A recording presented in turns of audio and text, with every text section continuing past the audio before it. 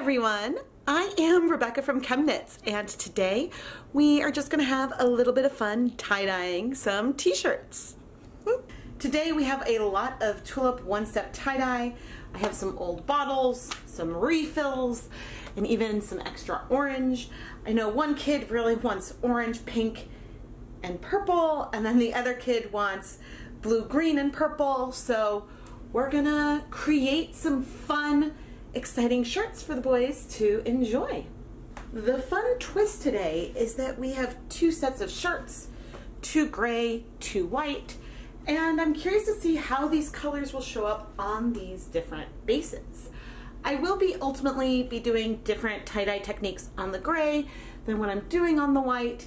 This is really more of a vlog than a tutorial, but this sort of non-controlled experiment is thrown in. For the gray shirt, I want to do some kind of diagonal type fold, sort of start by fanning it in one direction, and yeah, that's what I'm going to do there. That actually came together pretty well. These t-shirts I pre-soaked in just some plain tap water, and then I actually put them through my new Nina Soft spin dryer, which is an awesome, amazing piece of equipment, and I would say these are really only damp now. Took out way more water than I expected. And I'm gonna continue to add rubber bands along the length. I didn't show the entirety of the gray shirts because they are school shirts and I didn't want to share the school name, but I can share exactly how I want to fold up these really awesome ChemKnits logo shirts. The thing that I'm most excited about is that my logo is black, but the white here should be able to take up some color, which I love because then it's like you're dyeing the yarn in the shirt. And for this, I want to do a good old crinkle dye. I haven't done this in a while. I'm really just scrunching up this shirt in this sort of random pattern, and now I'm going to add some rubber bands around it. The rubber bands that come with the kit are a little tight and might break, but we will see. As needed, we could re-scrunch sections. The goal is to just sort of have this randomly held together.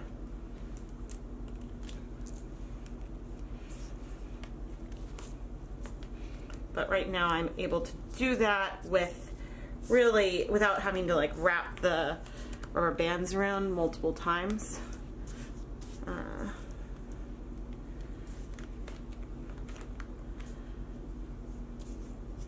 I'm going to take this last little bit, sticking out, and just stick it under that rubber band. And that's one of the shirts ready. Here's the next shirt. It'll be really funny if all of these white sections end up being inside the flask, but you know, that's the thing about doing things really randomly, is that you can't really be entirely sure how it will come out. I am a fan of a good sort of typical tie-dye spiral, but the last time I tried, or really the only time I've tried this more crinkled technique, I was really focusing on one color. And so I'm excited to see how these come out using multiple colors. So the colors I'm using today are fuchsia, orange, purple, I believe this is turquoise, and then green. And yeah, I'm gonna start just applying dye to these shirts. I'm gonna speed this up, but I do have this cotton bandana that is mostly dry that I'm planning to use to sort of mop up excess dye, and maybe we'll create some kind of random fun pattern there.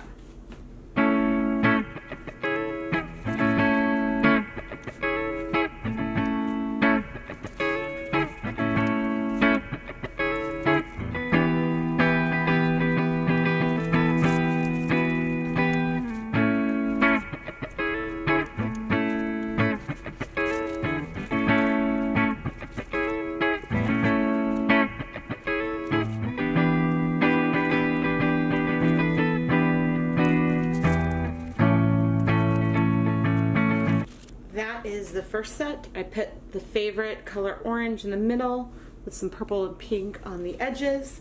And then here, I put orange on half of the top, half of the bottom, and then another color in those other spots. Very curious to see how these will turn out. But now I'm going to place these carefully into some plastic bags, and we're going to let them sit for 24 hours, and I'll dye the next set. My bandana is looking really cool so far. I have a feeling I'll be using it for a number of projects today, but I am going to further wipe down this counter with a damp paper towel, so that way I don't just pick all these up onto the next set of shirts. I would have bought the school shirts in white, but that wasn't an option. They did actually come in some tie-dye options, but I wanted to create something unique since tie-dye is something I play with a lot.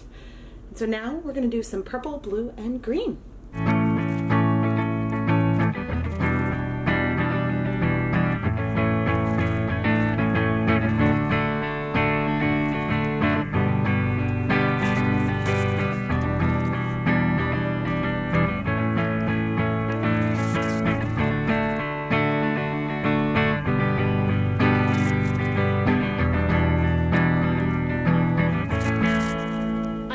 A very similar technique with this set.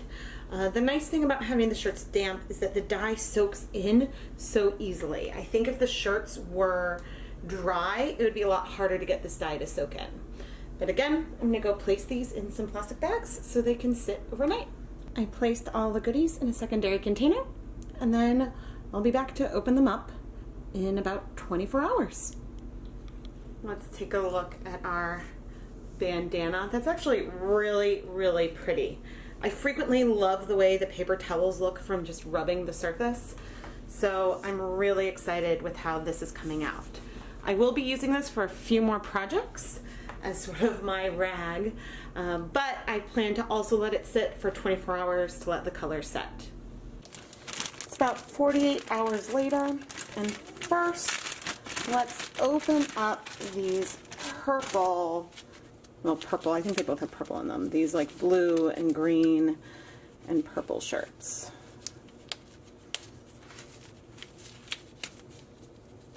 Okay, here's the first one. And ooh, we got some really, really great color penetration. Okay, so that's the back. Here's the front. Oh, that is awesome. That is awesome and beautiful, and I'm just gonna dip that on in. Probably should have thought about the rubber bands before I plopped it in, but that is okay. We will be putting these through the washing machine, but I do always like to rinse at least the darkest color out. So let's open up the one that was on the dark gray shirt. Alright, let's open up these zigzags. And ooh, we've got some blue at the top, green in the middle, and purple at the bottom. We got great, great, great color penetration. The front of the shirt looks very, very much like the back of the shirt. I am just thrilled with how it has come out. Alright, and once, there's still a lot of bleeding. There's going to be a lot of bleeding, but it's really fun to see the difference in vibrancy from when we started with the gray shirt and not. But I will wash them probably 3 times or so with laundry soap. Now let's do our orange, pink, and purple shirts.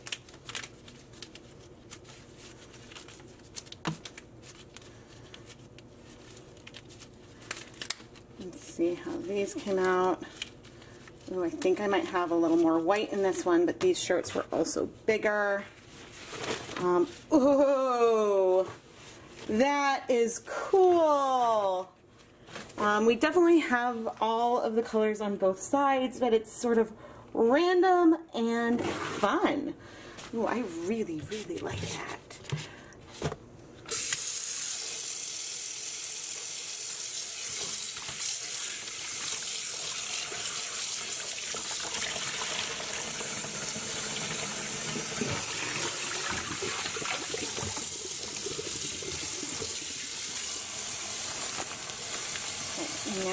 for the second shirt that started off in the dark gray.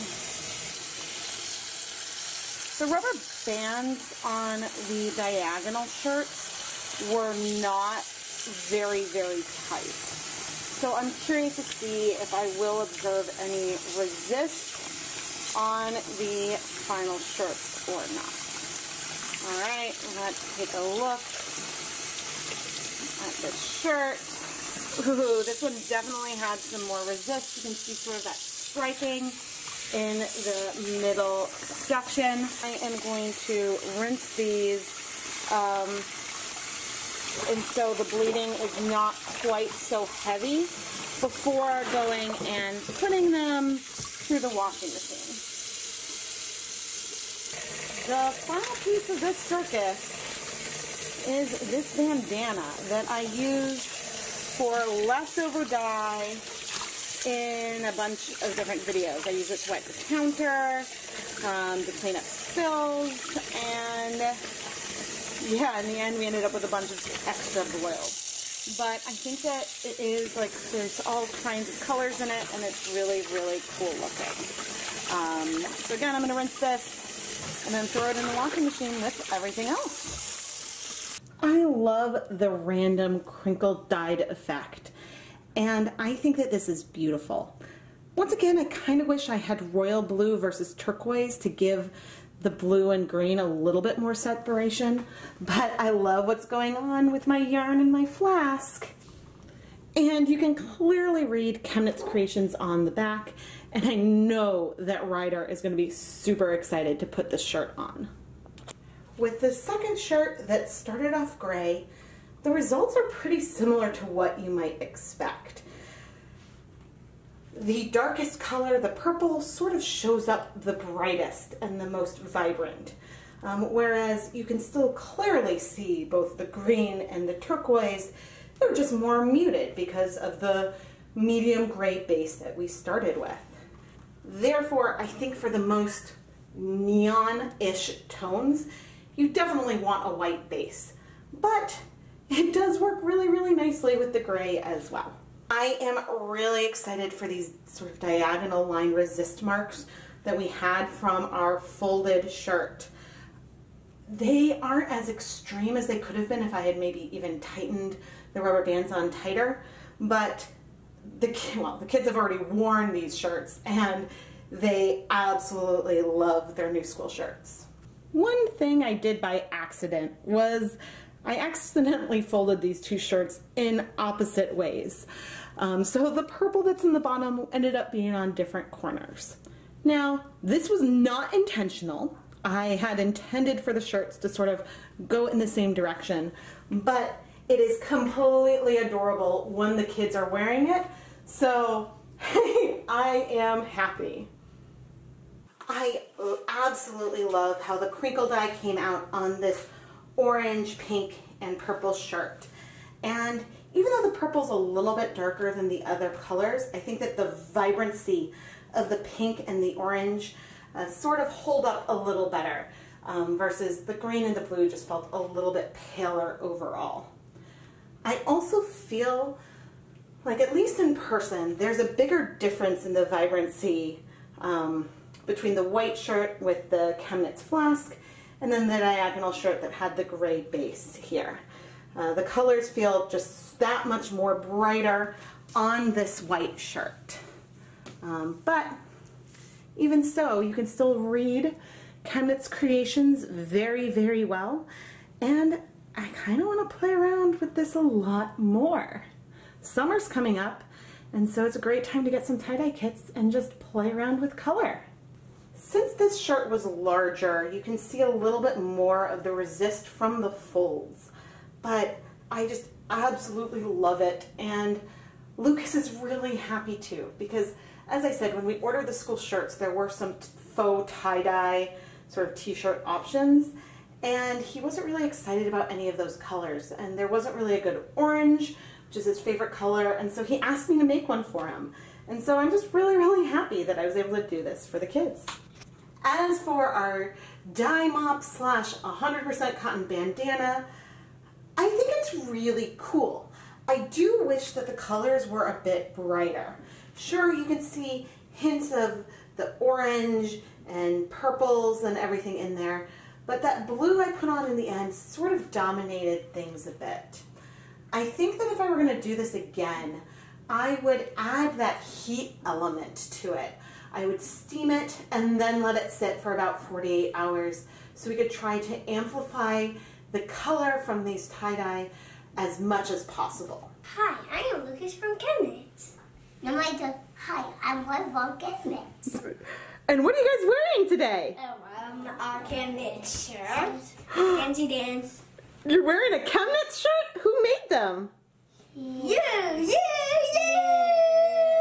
Okay.